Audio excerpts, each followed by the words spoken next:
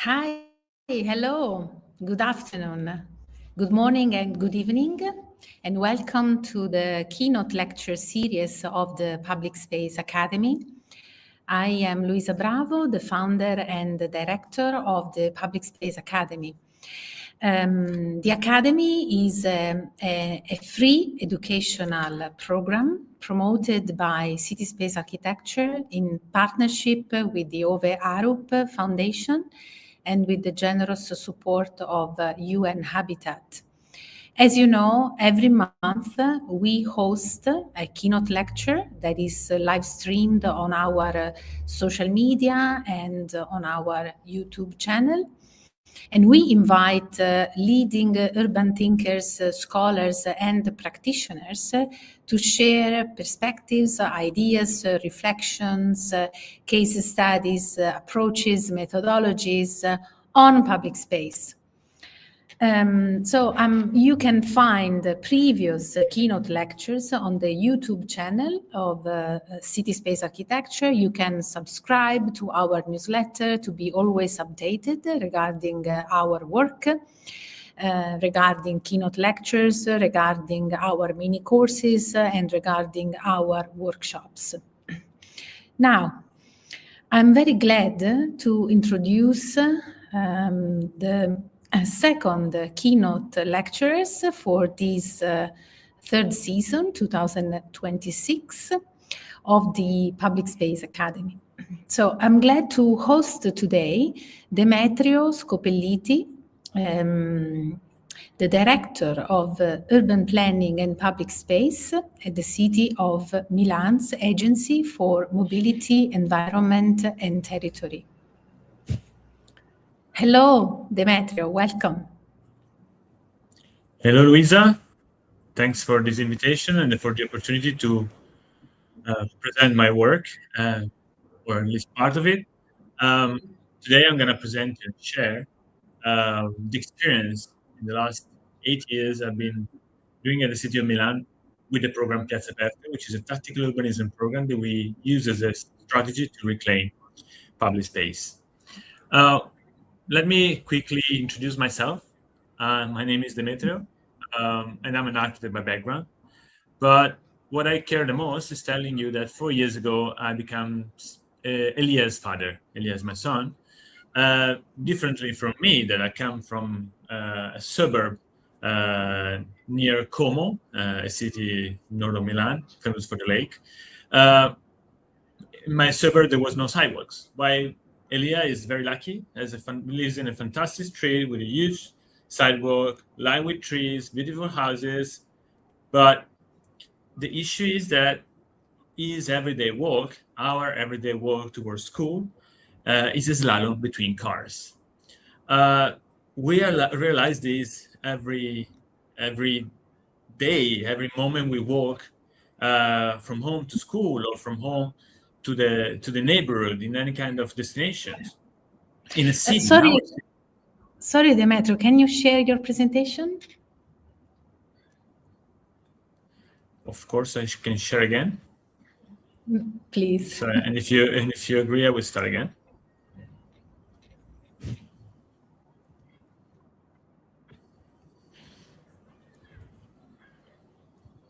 Okay, now I see it. Restart. My name is Demetrio, and I'm an architect by background. And 4 years ago, as I was telling, I became Elia's father. Elia is very lucky because, different from me, is living in a city, in a neighborhood where he has a huge sidewalk lined with trees, with beautiful houses from the 20th century. But the issue is that all the public space around his place is full of cars. And our everyday walk, instead of being the nicest moment of our day, the moment we can spend together in order to discover the city, we are stressed, trying to defend ourselves and our spaces from the presence of cars who park over the sidewalk, who stress the space around the crosswalks, in general, in a space, in an environment which is not nice and accessible for him. And you might say that, okay, but why this guy is presenting out this personal story? I mean, it's just his personal story of he and his son trying to walk and strolling around the city. But yes, of course, it's my personal story. Maybe it's not the most interesting one, but it's not just mine. It's not just mine because this story is a collective story. It's a story that it's a story that belong to my city, to the city of Milan, where we live, but also to many other cities around the world that are affected by car culture. Our story is a collective story that I think we have to rewrite together. Because I'm not the only person around the globe that has been affected by traffic violence. Unfortunately, I had this experience in the past in my family. Over 1 million people worldwide lose their lives annually to traffic accidents. And in Italy, just in Italy, 3,000 people lose their lives in our streets every year, particularly the young ones. And I'm not the only parent concerned about the safety and the well-being of his kids. Cars, instead of reducing their space, are spreading. Cars are affecting our streets every day, no matter where we are, next to schools, next to hospitals, next to any kind of service. But there is a movement, and I'm not the only activist interested by it, that is trying to push in order to reclaim streets as public spaces. Particularly, for instance, there is a movement of parents like me who are reclaiming school streets in order to give back space to kids, at least around the schools, in order to make them feel safer and enjoy their presence next to those public services. And if I have to tell you what is my dream, and probably our dream, I dream that every school street shall be a playground, not just in Milan, not just in Italy, but in Europe and worldwide. And, dreams sometimes are hard to achieve. We think that is sometimes that achieving something that might sound crazy could be impossible, but it always seems impossible until it's done. And look, our experience is not the only one conceiving these kind of topics. And change is, we demonstrated in the past, in the history of other cities, is easy, or at least possible to transform the streets. For instance, in the 70s in the Netherlands, we were more or less in a moment like similar to what we are experiencing. There was oil crisis, energy crisis. There was a crisis related to the fact that too many people were losing their lives in streets, and a movement coming from the roots, from the bottom, from the neighborhoods, particularly a movement made of mothers, started protesting and asking to reclaim streets, and particularly to stop the kindermord, the slaughter of children in the streets. And we all know that Amsterdam and the cities of Netherlands have been transformed since then. They had the same issues that we are experiencing, but now they are pedestrian and cycling heaven. So change is possible, but in order to achieve change, we have to overcome a simple but very strong factor, which is resistance.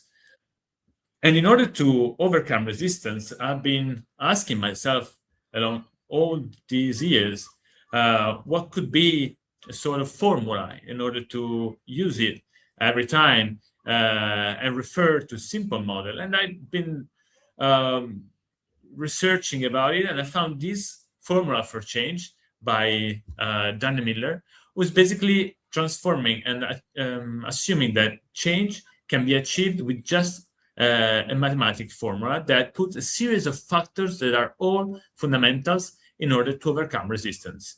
The factors are dissatisfaction for how things are now, a vision for a better future, the initiative, the action, the starting point. All the three elements are key.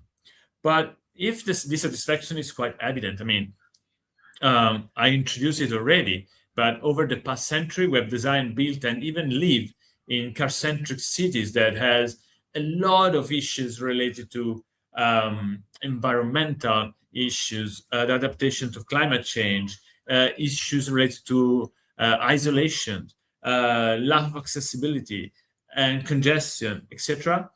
The overabundance of cars in our cities, of course, one of the major issues that makes, for instance, very difficult for our kids to live and to explore the city autonomously, to have independent mobility. Of course, the vision is straightforward and could be also sound like kind of easy. Many cities around the globe are trying to write and to represent and tell the stories of what kind of change we want to achieve, making the city greener, making the city more people-centered instead of car-centered, adapting to climate change, reintroducing nature, shifting the model from a city made of centers and suburbs to a city made of neighborhoods.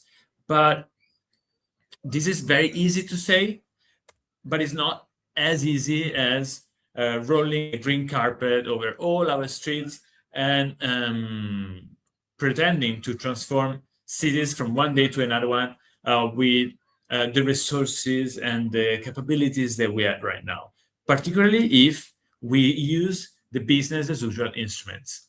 I mean, if you work in a city, no matter where you are, and you want to transform public space, the business as usual process is made of what we call public works. If you want to transform a sidewalk, if you want to transform a plaza, if you want to transform any kind of public space, you have to enter a procedure that is very bureaucratic and that costs a lot of money and resources in order to be achieved. Public works can become a nightmare. You have to put the money into program. The program has to be approved. There are different levels of design. You make a lot of engagement. It's hard to really achieve the transformation in a small period of time, a short period of time, that can help citizens to be involved in, and also that it generally speaking generates a lot of frustration in all the stakeholders involved in the process.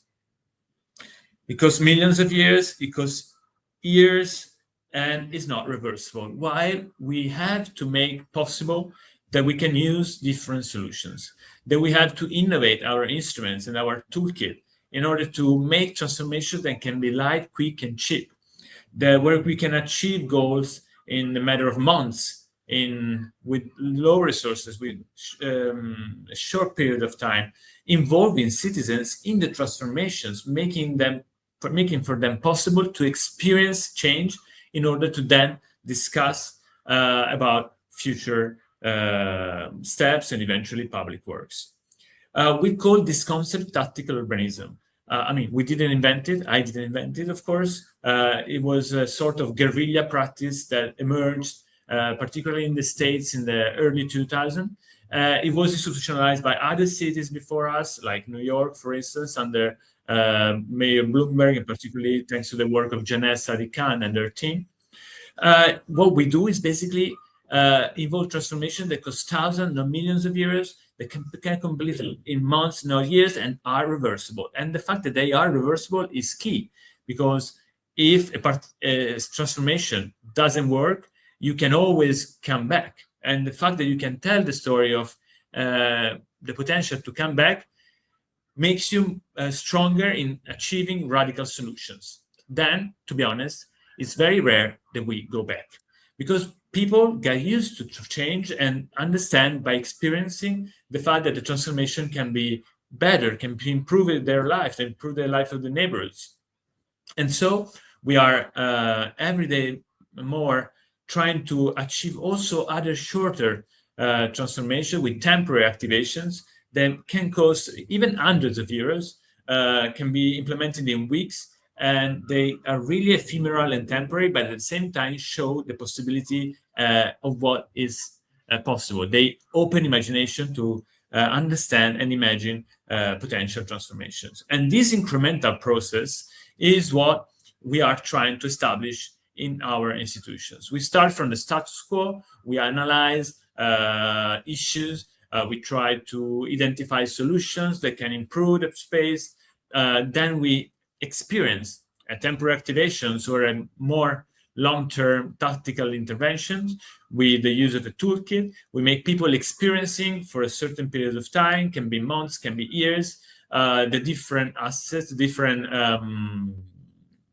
arrangement, traffic arrangement, and spatial arrangement of the space. And then finally, if it works, after monitoring, we understand that we are ready to shift to public works. And in the meantime, we work on this process in order to have the transformation completed in a reasonable short period of time, including green, transforming the pavement, and making transformation that can last forever. The concept about this kind of approach is that we have to shift our idea of transforming the public space, working on infrastructure as the main topic, to the fact that we can use a kit. So it's not just like something strong that we have to work on, but very soft. It's like an ephemeral transformation that can be done with very easy elements like paint, for instance, traffic paint, that can highlight the space that we reclaim. That we can use bollards and other elements, like elements, in order to protect the public space. Bike racks, temporary curbs, planters, benches, and all the different elements of street furniture that every city already uses in other transformation and can easily procure. And then we try to find activators. Like, for instance, we are obsessed with ping pong tables. We found it's the best activator worldwide, and probably we are also planning to win the next Olympics.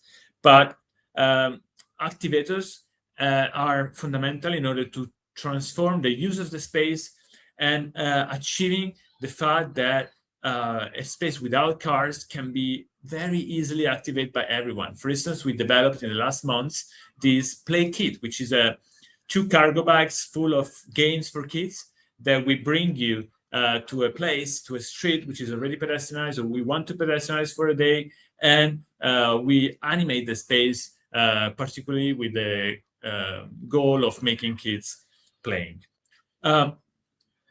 We are trying to shift the idea that streets, that are public spaces, are not just a matter of infrastructure, but a matter of people.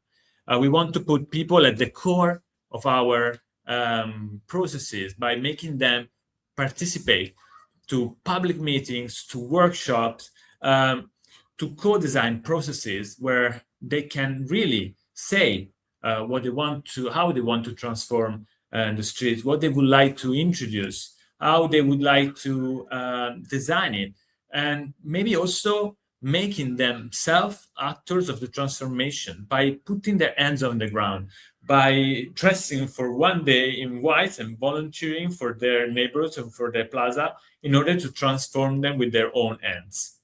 And their enthusiasm, we are trying to work with it in order to drive it into what is a formal, more formal sort of mutual responsibility contract that we call collaboration pacts.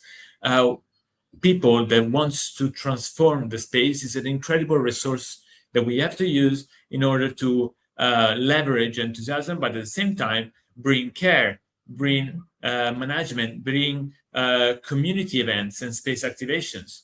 Our idea of transforming the city is a collaborative one where people can participate to all the different aspects related to the city activations, particularly organizing events themselves, being within the roots of the neighborhoods in order to achieve and include all the different resources that can be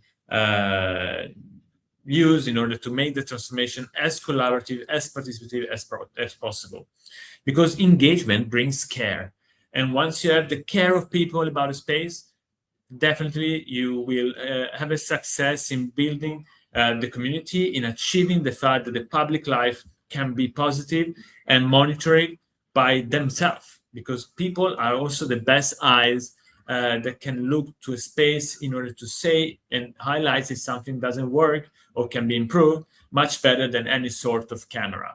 In Milan, we have a word for people looking to construction side and commenting the public works or the kids transformation, like the tactical interventions. We call them UMAREL. I'm sure this is not a global word, but maybe in the world there are similar words that can describe this kind of activity, which is really looking into the public space and commenting and giving feedbacks and maybe even complaining that something can be improved.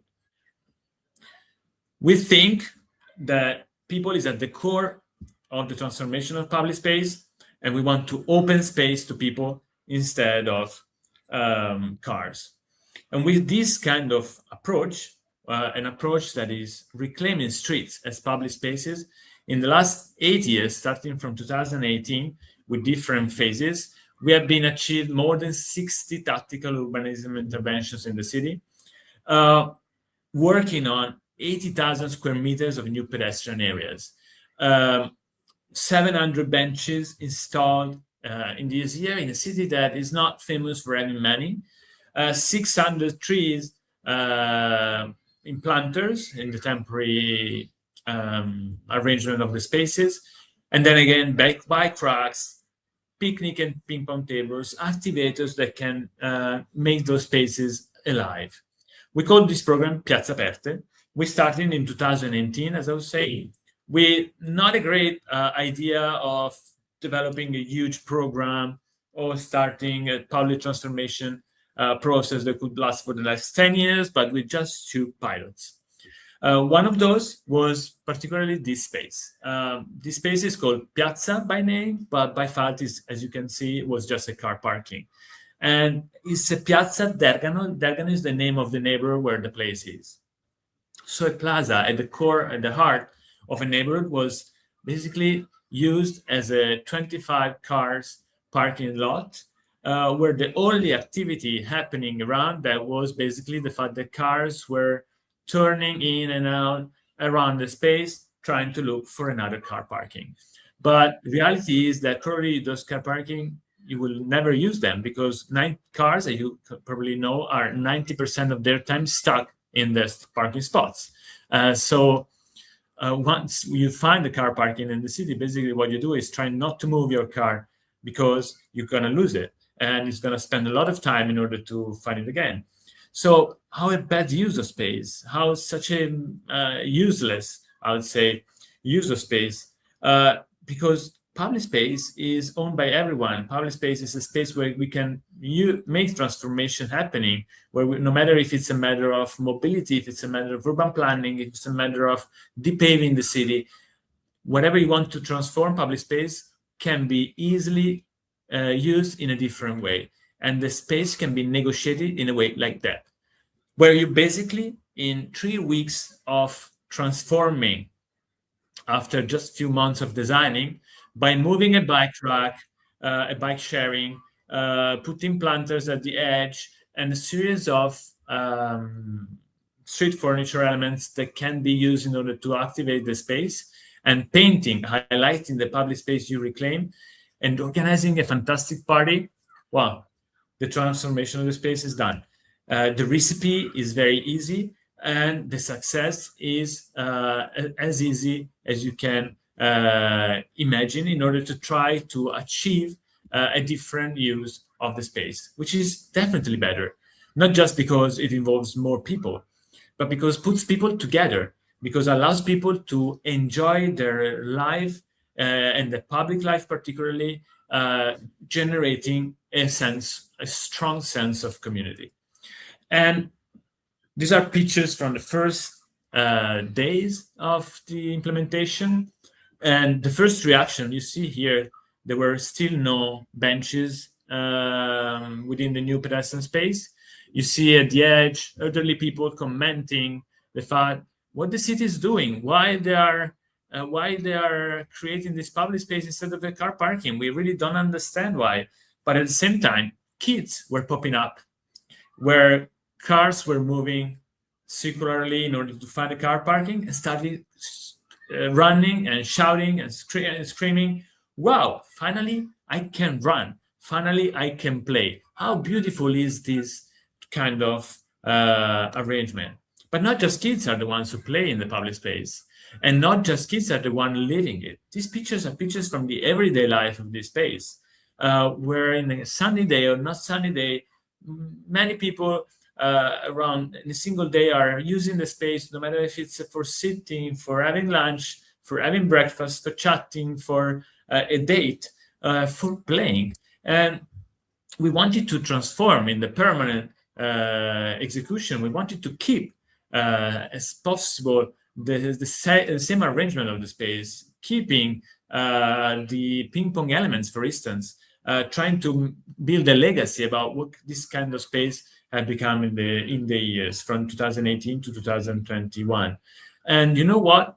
If at the beginning of the process, there was huge resistance about this transformation, if you go there now, probably nobody will ever go back. And then in 2000, we continued pilot by pilot after the success of the first two ones. And in 2019, we tried to stress our capabilities, understanding how we could transform different places. Can be a transit hub, can be a short street, can be an intersection like this. And we ended up in this place that for us was key, was crucial. Because, when you talk about the fact that streets are designed and cities are designed for cars, this space represented perfectly. First of all, it's a matter of color. This space is completely gray. It's a gray ocean because the city made of cars is gray. It's made of asphalt. And, if you look to what cars can do, you would probably find that they can do any kind of maneuver. They can go straight, they can go right, they can turn left, they can even turn around 180 degrees or 360, and you probably, no one can say that they're doing something which is not legal. Because the traffic engineering kind of approach to the 20th century city was exactly like that. Give them more space and you will solve congestion and it will solve mobility and everything will work perfectly. We know that this is not working, and we know that this is wrong and that it's unnatural, and you have to change perspective in order to make not cars but people crossing spaces freely by avoiding what was happening here. That people had to circumnavigate the space in a small sidewalk, and particularly that you have to make spaces for people when you are in front of a school, because this picture is taken from a school window. And again, if you would close your eyes and open them again and change your perspective, this is what happens. This is what can be done, again, with just some traffic paint, a series of planters, and some bike racks, and a lot of imagination. Cars turn around and lose few seconds of their time driving without losing connections and connectivity. While people, well, they can use the public space in front of the school like if it was an everyday party, like if it was the space that they really needed in order to gather in those moments where hundreds of people coming in and going out from one of the epicenters of our cities, of our communities. And these pictures, again, are taken from the first day where the school plaza was open. From these pictures, you can really easily understand that there was a huge demand of public space, that people were hungry about the fact that they wanted to have a space in front of a school instead of being everything shrinked into a small sidewalk while waiting for their kids. Hundreds of people around the city and around all the cities around the world become thousands and hundreds of thousands of people would like to have this kind of experience in front of schools every day.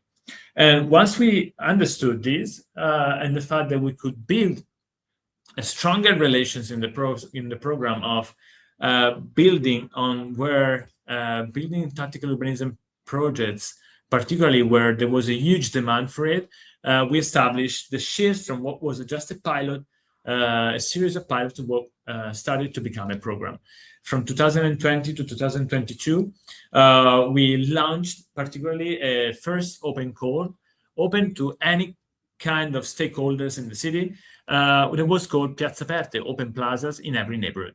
Everyone could present their own proposal of collaboration. And we opened the open call just for 3 months, thinking, well, this is just a starting point. Maybe we will achieve 3, 5, 10 proposals, and that will help us in working in a space where there is a huge demand. But at the end, just 3 months of process, we got 65 proposals from any kind of actor, from inhabitants, associations, commercial activities, religious institutions, private institutions, neighborhood advocates, any kind of actor that makes proposals. Okay, we co-designing with them, working with the city for the approval, implementation, and care. And once the tactical urbanism intervention is done, we monitor it and we decide together with the city if we go to a permanent execution.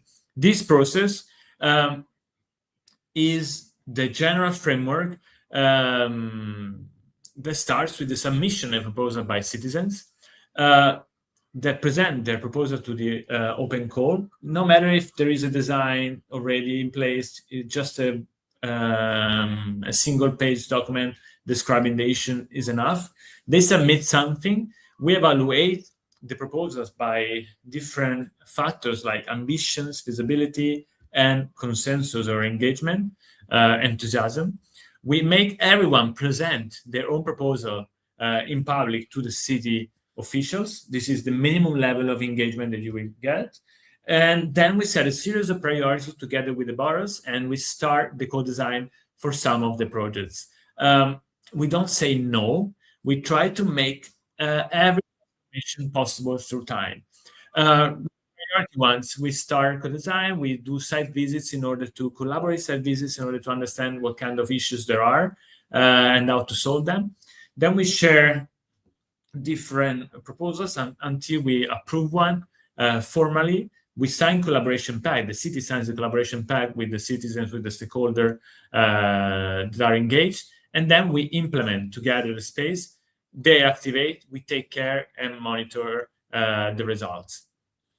With this kind of process, from 2020 to 2022, we achieved the implementation of 46 projects out of the 65 proposals, and 6 of them are already transformed with public works, so they are permanent design space, and there are more under construction. This is a map of the first stream of projects. So you can see it's spread around the city, it's more or less everywhere, because we want to use this project in order to give accessibility, pedestrian accessibility to every citizens in the idea, in the concept of a city of proximity. But what we realized with this open call, that most of the proposals, I think 20 of the 65 were particularly proposals for streets or spaces next to schools. There was a huge demand by parents associations in order to transform streets like this into places where the traffic noise can be transformed in music by kids playing. Spaces like these, parking lots for 12 cars next to a school, that has been transformed into an incredibly beautiful design by an artist called Quadra. The project is called Quadra. So transforming an anonymous space in a place in a neighborhood center in one of the most deprived and stigmatized neighborhoods of the city. We transform places like these. Roundabouts can become plazas, school plazas. And the recipe is very easy, and the result is always the same. People pop up. People can reappropriate spaces like this, a double stop, which we don't know what was for. I mean, I don't know if other cities around the globe has double stops. It's probably an unicum of Milan. But you see, again, the engineering of traffic has defined a stop line of 45 meters and a very crosswalk. And this space is completely useless for traffic and can be very peculiar and particularly useful and incredibly successful for kids. especially if those places are around the schools and at 5 p.m. every day can become a playground. Once we understood that working next to schools was an easy win, we shifted from the pilot to the program to the policy, understanding that this huge demand of public space and hungriness about having more plazas and public space around schools was because we were probably underestimating the relevance the kids have in our communities. Because, of course, they're just the 10, 15% of the population, but at the same time, they're 100% of our future. And we started understanding that our mission could be working and starting the transformation of public space, particularly around schools, in order to make them catalysts for change. So what we did was, with the new administration, with the second Mayor Sala term, launching a second open call, this case particularly for school streets. We call them Piazze Aperte per ogni scuola, open plazas for every school. Again, 3 months of open call to everyone, with one single constraint: your proposal should be next to schools. And again, we were a bit worried because you don't know, maybe the response to such a limited kind of space could be not great, but maybe the period of time was not enough in order to make people around schools organizing and proposing something. But at the end, again, in 3 months, we leveraged 87 proposals with 180 projects, presenting in different and various range of detail.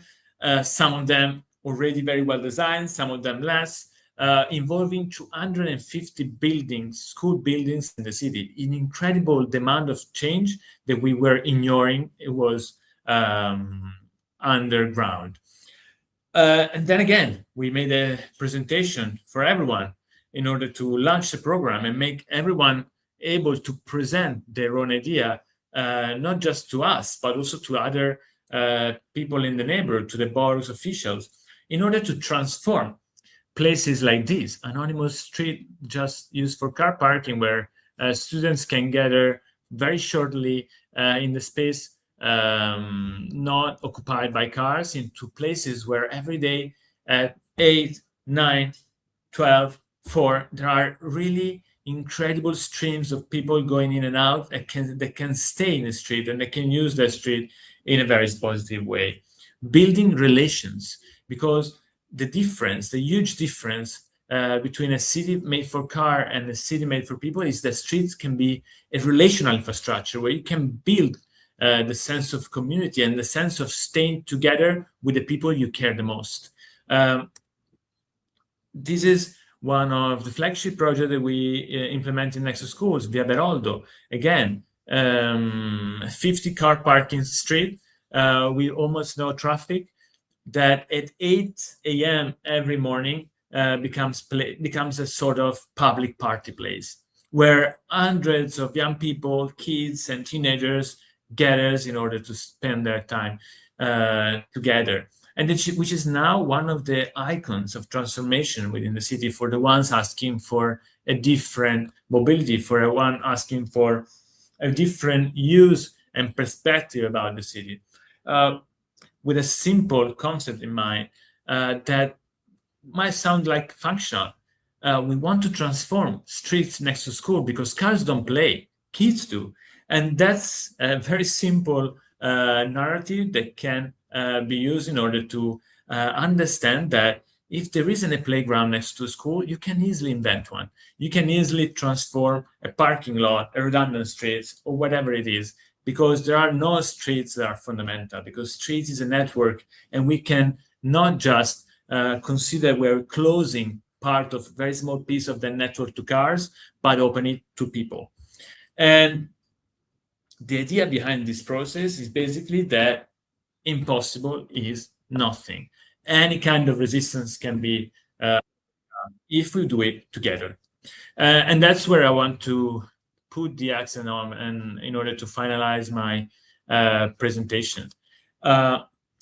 It's a matter of legacy. Building a community is a matter of legacy, because changing streets as public space is not as difficult as we think. We did it 60 times with tactical urbanism intervention in a few years, and if we did it, everyone can. You only need to establish collaborative processes. You have to make possible that people can imagine a different future, that can imagine a different use of the space. And in order to allow them to rethink that streets and public spaces are really places for people, where people connect in terms of relations and not just moving by car. You have to consider that engaging people through experience is much better than on paper, is much better than on public meetings. Make them living transformation and understanding the benefits that can come from a different use of space. Because everyone, even the ones that are against transformation, sometimes the one resisting, they have a political impact.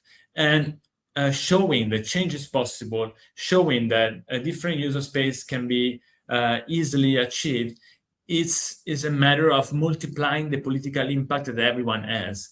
And so my invitation is really to find your community of change, because the concept behind Piazze Aperte is not just the one of delivering one project more or one project less. It's not transforming one street more or one street less, but really building a community.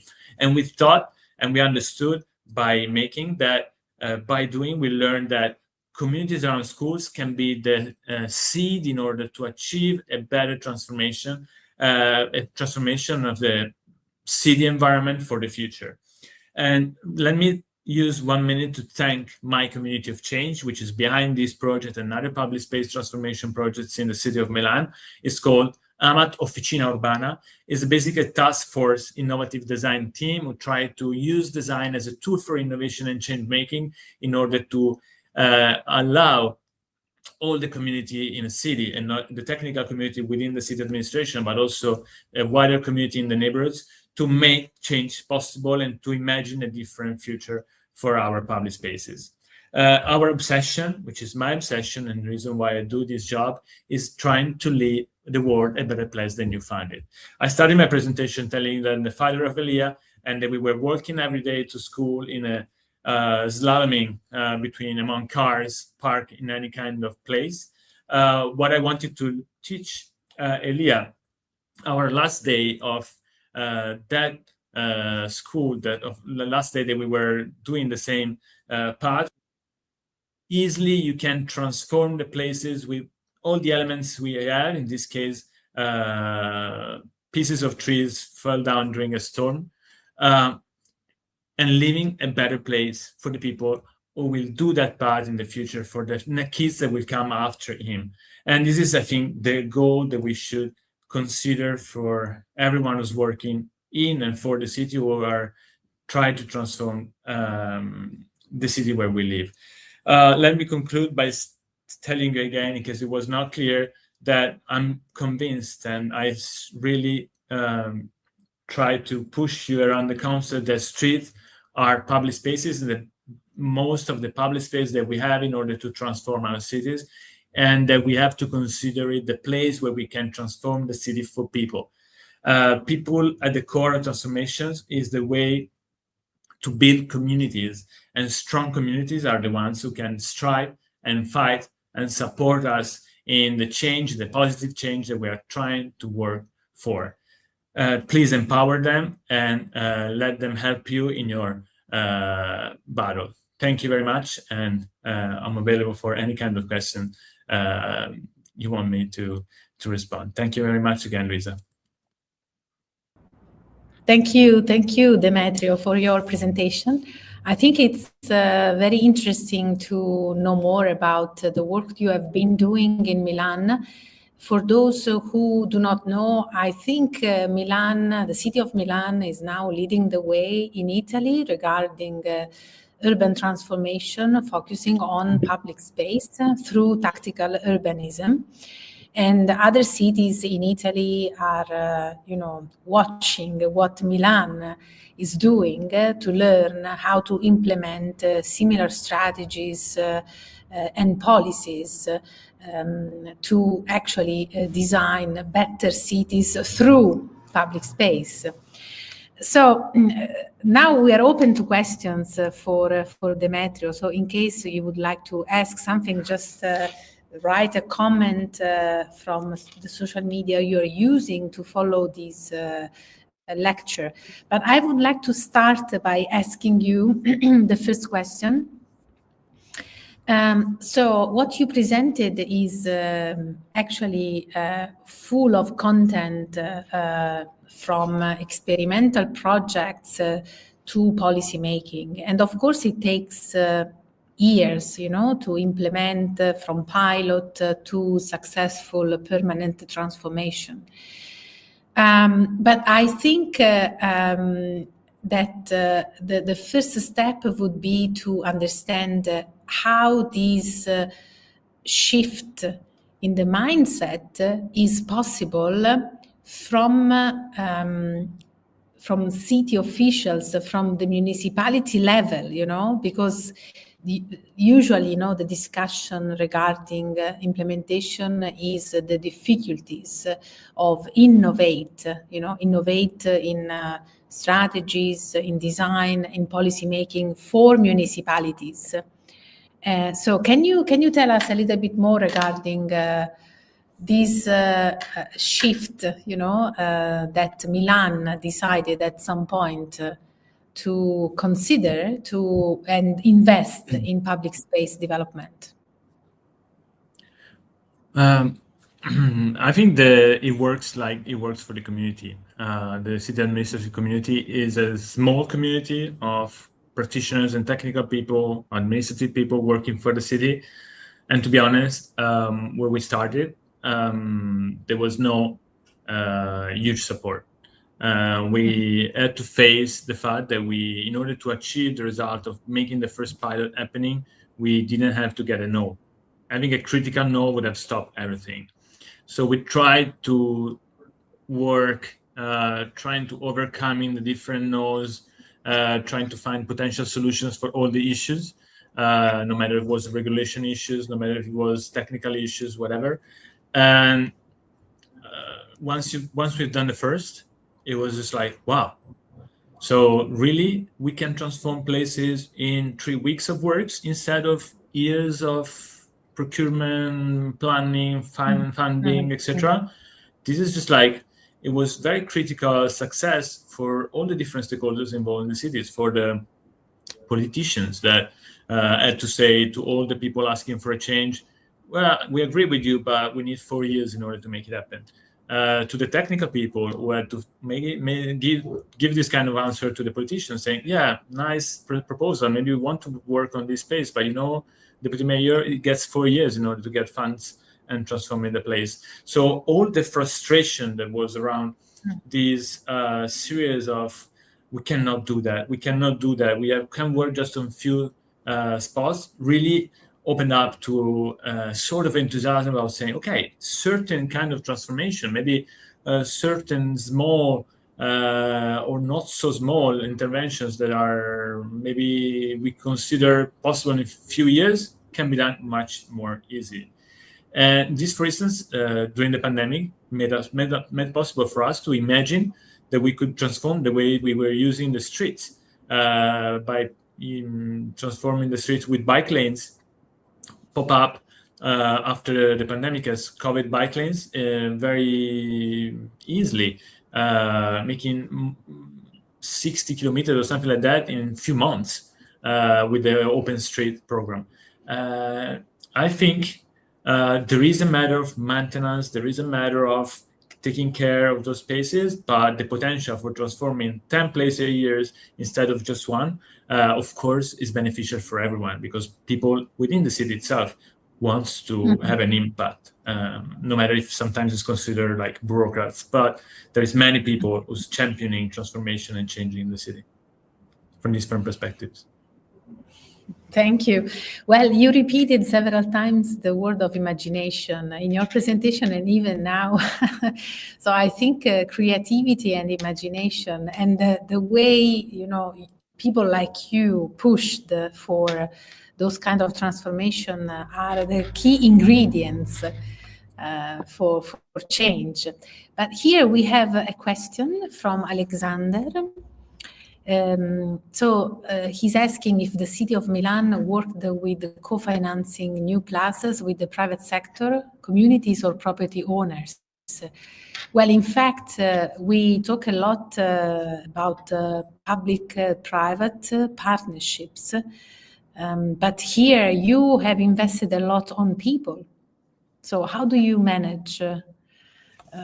Okay, let me start from the simple consideration that the projects more or less cost around 50,000 euros. Of course, there are projects that can cost 20 and others that can cost 80, but it's an amount of money that can be easily funded if considered in a city balance or general budget, city budget. However, of course, it's also an amount of money that can be easily got from the private sectors, from firms, from different stakeholders, including all the corporate social responsibility activity. We've been successful with some of those, not the majority of the spaces, but there are projects that have been basically funded by the private sector. Is less common that the community itself can fund the projects. But for instance, we never tried to link the program to a fundraising program. Probably would be possible also to do something like that. In general, I see the potential for collaboration open also to those actors. But I really think that the focus of the program, the ownership of the program should be public. Yes, I agree. We have another question from, it doesn't show the name, Eyal, probably because you are not following our page. I would encourage you to follow the Public Space Academy on LinkedIn. Eyal Santo, I think I know it. Yes. Yes. So there is a question for you. He's interested to learn whether after you installed the school streets, you found changes in students' behavior, commuting to school habits, health indexes, air pollution, and scholar achievements. We are monitoring. We are now delivering. We are working on a monitoring program for the Piazze Aperte for Every School program. And of course, we are collecting data, but no matter what data will say, and for sure they will demonstrate this, it's very easy to see with your own eyes the fact that students stay more in the places, for instance, after school and before school. There are studies that say that people and kids, particularly who goes to school by walking, have better learning capabilities. And I'm not sure that this is directly connected to what we're doing, but for sure, we're making going to school a better experience because gathering before playing a ping pong match with your community, with your friends can be really enthusiastic. And I think the same probably for the ones bringing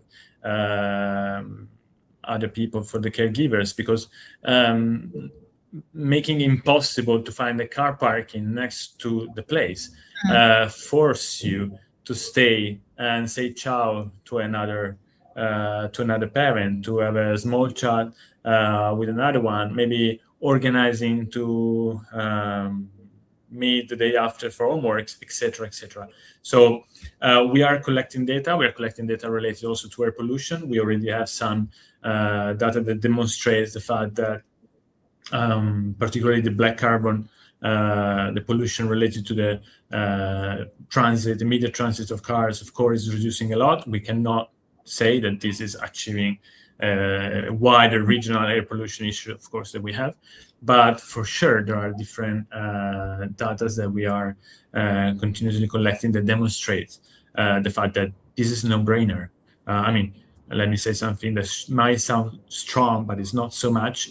Every school should have a pedestrian street next to it, for a health reason, for a policy-making reasons, for a political reason, for a well-being, particularly kids' well-being reason. It should be really a no-brainer, and we should really work together on making this change possible worldwide. Yes, thank you. I don't know if there are other questions. We still have a few minutes if you want to take advantage of this opportunity.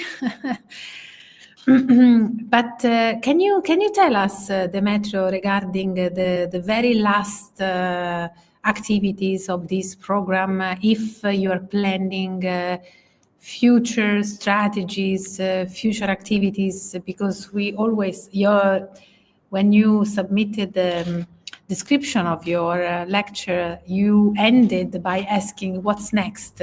We are all interested to know what it is next. And here is another question, again from Alexander. Yes, exactly. Similar to what I was asking, if this can be replicated and scaled in different cities across Europe. Of course, yes.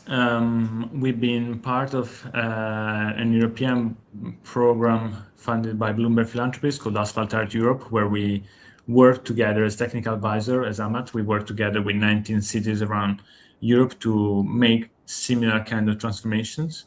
And they all succeeded in achieving street transformations like the ones we did in Milan. And we are working also with other cities in making a similar program. For instance, the city of Rome recently involved us in a program that launched a few days ago about the fact that we could transform the spaces, different kind of public spaces, by with demand-based urbanism and with collaborative tactical urbanism projects. To me, yes, this is definitely something that Europe should invest on in order to allow different cities from different sizes, from different parts of the world to transform streets, because we lack resources or we spend them in the wrong way. But if we want to transform our cities, we have to transform our streets, and the first step is the key one. Otherwise, our visions are will continue to stay on paper. And tactical urbanism is just an accelerator. So yes, I think this program, a program like Piazze Aperte, could be something that can be used everywhere, even in a more advanced city, in order to accelerate the regeneration of streets as public spaces in Europe and probably worldwide.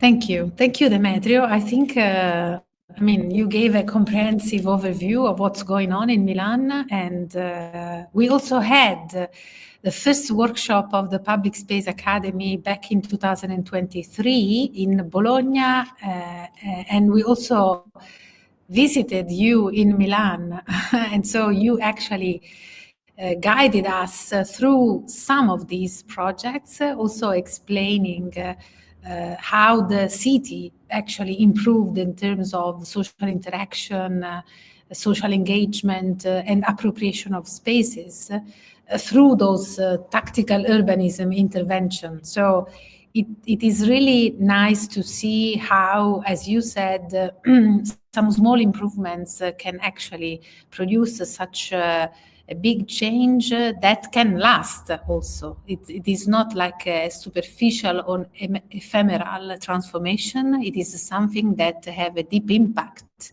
on communities.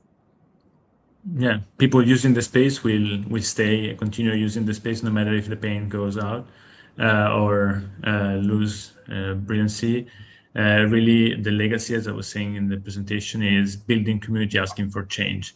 And the more people will understand that public space is a core asset that everyone owns, in order to improve the city for the better, and the easier will be for city to pushing on their strategies, funding more public space projects, and building a civic imagination about the city for the future.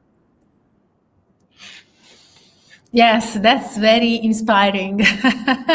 And we hope that many cities will follow the example of Milan in regard of urban innovation, focusing on public space. Thank you again, Demetrio, and thank you for those who actually followed this live streamed lecture. The lecture will be also available on our YouTube channel. You can rewatch also on LinkedIn.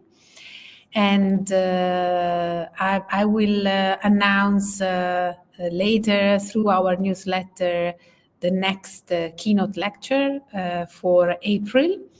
And meanwhile, I will encourage you to subscribe to our newsletter to be also informed regarding our upcoming workshop that will take place in Amsterdam and Rotterdam at the end of May, and registrations will close by end of April.